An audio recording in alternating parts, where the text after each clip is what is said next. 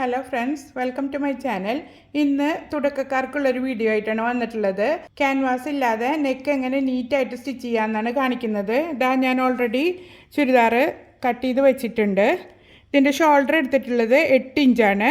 Arm hole എടുത്തിട്ടുള്ളത് 8.5 inch. ഇത് പിന്നെ ഇതാ ഇങ്ങനൊരു നെക്ക് പടി പോലെ ആയിട്ടുള്ളൊരു ഡിസൈൻ ഉണ്ട്. അപ്പോൾ അത് ഒരേപോലെ കിട്ടാൻ നമ്മൾ രണ്ട് സൈഡിലും എന്താ അതിങ്ങനെ ചെക്ക് ചെയ്ത് നോക്കണം. എന്നിട്ട് വേണം നെക്ക് കട്ട് ചെയ്തെടുക്കാൻ.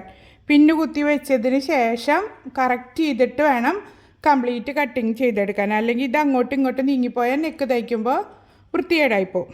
ബിഗിനേഴ്സിന് വേണ്ടിയിട്ടാണ് ഞാനിത് പറഞ്ഞത്. പിന്നെ ഇത് നെക്ക് നമ്മൾ കട്ട് ചെയ്തെടുക്കുന്നത് ലൈനിങ് തുണിയിലാണ്. ഒരിക്കലും നല്ല പീസിൽ കട്ട് ചെയ്തെടുക്കരുത്. അപ്പോൾ എന്തെങ്കിലുമൊക്കെ വേരിയേഷൻ വന്നു കഴിഞ്ഞാൽ നമുക്ക് ലൈനിങ് തുണിയിലാവുമ്പോൾ കറക്റ്റ് ചെയ്തെടുക്കാൻ പറ്റും. അതല്ലെങ്കിൽ രണ്ട് തുണിയിലും ഒരേപോലെ കട്ട് ചെയ്താൽ സ്റ്റിച്ച് ചെയ്തുകൊണ്ടിരിക്കുമ്പോൾ അങ്ങോട്ടും ഇങ്ങോട്ടൊക്കെ പിടിച്ച് വലിക്കാൻ തോന്നും. നമുക്കിങ്ങനെ ലെവൽ ചെയ്ത് വന്നിട്ടില്ലെങ്കിൽ അങ്ങോട്ടും ഇങ്ങോട്ടൊക്കെ പിടിച്ച് വലിച്ചിട്ട് അത് വളഞ്ഞു പോവും. അതൊന്നും ഇല്ലാതിരിക്കാനാണ് ലൈനിങ് തുണിയിൽ ചെയ്യുന്നത്. ലൈനിങ് തുണി കട്ട് ചെയ്യുമ്പോൾ എപ്പോഴും ഒരു 1/2 ഇഞ്ചോളം കൂടുതലിട്ടിട്ട് കട്ട് ചെയ്യുക. ആം ഹോളിൻ്റെ ഭാഗമൊക്കെ കട്ട് ചെയ്യുമ്പോൾ പിന്നെ നമ്മൾ ലൈനിങ്ങൊക്കെ പിടിപ്പിച്ച് കഴിഞ്ഞതിന് ശേഷം നമുക്കത് കട്ട് ചെയ്തിട്ട് ലെവൽ ചെയ്ത് കൊടുക്കാം. നമ്മൾ നെക്ക് കട്ട് ചെയ്യുന്നതിന് മുന്നേ ഷോൾഡർ ഭാഗവും ആം ഹോൾ ഭാഗം ഒരേപോലെയല്ലേ എന്ന് നോക്കിയിട്ട് വേണം മാർക്ക് ചെയ്ത് കൊടുക്കാൻ. 3 ഇഞ്ചാണ് ഞാൻ നെക്ക് വിഡ്ത്ത് എടുക്കുന്നത്. നിങ്ങൾ എത്രയാണോ എടുക്കാറ് അത് മാർക്ക് ചെയ്ത് കൊടുക്കുക. ലെങ്ത്ത് എടുക്കുന്നത് ഒരു 6.25 ഇഞ്ചാണ്. ഞാനിതിന് വേറെ നമ്മൾ തയ്യൽ തുമ്പായിട്ടൊന്നും ഇട്ട് കൊടുക്കേണ്ട ആവശ്യമില്ല. അത് ഞാൻ സ്റ്റിച്ച് ചെയ്യുമ്പോൾ കറക്റ്റായിട്ട് പറഞ്ഞുതരാം. ഈ സൈഡിലും 3 ഇഞ്ചില്ലേ നോക്കുക. എന്നിട്ടതൊരു ബോക്സ് പോലെ വരച്ച് കൊടുക്കുക.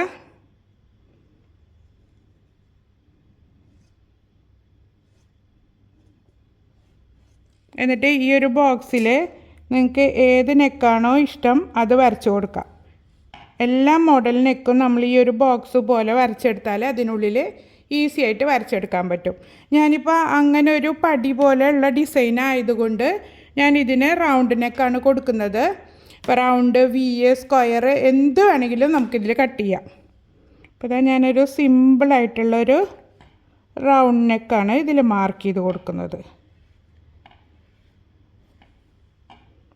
ഇനി ഇത് നമുക്ക് കട്ട് ചെയ്തെടുക്കാം.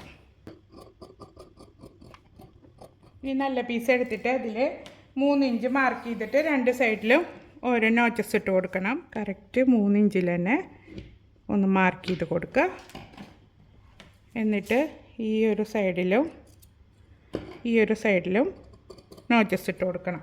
ഇനി നല്ല തുണിയുടെ മേലേക്ക് ലൈനിങ് നമ്മൾ കട്ട് ചെയ്തത് ലൈനിങ്ങിൻ്റെ നല്ല പുറം ഈ ടോപ്പിൻ്റെ നല്ല പുറത്തായിട്ട് വെച്ച് കൊടുക്കുക. എന്നിട്ട് കറക്റ്റ് ഈ ഒരു 3 ഇഞ്ചിൻ്റെ കട്ടിൽ തന്നെ ഈ ഒരു പീസ് വെച്ച് കൊടുക്കണം. അഥവാ നിങ്ങൾക്ക് എന്തെങ്കിലും വ്യത്യാസം തോന്നുന്നുണ്ടെങ്കിൽ ഒന്ന് ടേപ്പ് വെച്ചിട്ട് അളന്ന് നോക്കുക. കറക്റ്റ് 3 ഇഞ്ചിൽ തന്നെയല്ലേ ഇരിക്കുന്നത് എന്നുള്ളത്. എന്നിട്ട് വേണം പിന്നെ കുത്തി കൊടുക്കാൻ. അപ്പോൾ ആ ടേപ്പ് വെച്ചിട്ട് ഇവിടെ നിന്ന് ഇങ്ങോട്ടും 3 ഇഞ്ചില്ലേ നോക്കുക. അതുപോലെ ഇപ്പുറത്തെ സൈഡിലേക്കും 3 ഇഞ്ചില്ലേ നോക്കുക. എന്നിട്ടത് കറക്റ്റായി വെച്ച് കൊടുത്തതിന് ശേഷം വേണം നമുക്ക് പിന്ന് കുത്തി കൊടുക്കാം. നമ്മൾ ക്യാൻവാസ് ഇല്ലാതെ നെക്ക് തയ്ച്ചെടുക്കുമ്പോൾ ചെറിയ ചെറിയ കാര്യങ്ങൾ ശ്രദ്ധിച്ചു കഴിഞ്ഞാൽ തന്നെ നല്ല നീറ്റിൽ നമുക്ക് തയ്ച്ചെടുക്കാൻ പറ്റും.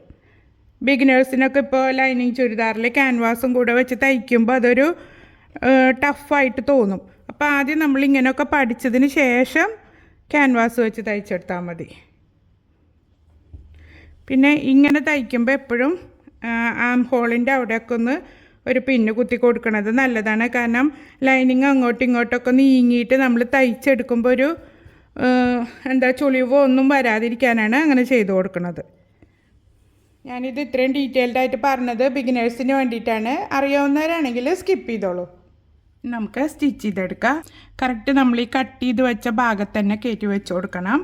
എന്നിട്ട് ഈ കട്ട് ചെയ്തതിൻ്റെ എൻഡ് ഭാഗത്ത് കൂടെ തന്നെ തയ്ച്ചെടുക്കണം. അതാണ് ഞാൻ പറഞ്ഞത് ഇതിന് വേറെ നമ്മൾ തയ്യൽ തുമ്പ് ഇടേണ്ട ആവശ്യമില്ല എന്ന്. ഞാനൊരിക്കലും നെക്ക് കട്ട് ചെയ്തെടുക്കുമ്പോൾ നെക്കിൻ്റെ വിടുത്തിന് വേണ്ടിയിട്ട് തയ്യൽ തുമ്പ് ഇട്ട് കൊടുക്കാറില്ല. ഈ ഒരു രീതിയിൽ തന്നെയാണ് ക്യാൻവാസ് വെച്ചിട്ടും വയ്ക്കാതെയൊക്കെ തയ്ച്ചെടുക്കുന്നത്. പക്ഷെ എനിക്ക് അങ്ങനെ കുടുങ്ങിപ്പോവോ അങ്ങനത്തെ പ്രശ്നങ്ങളൊന്നും വന്നിട്ടില്ല.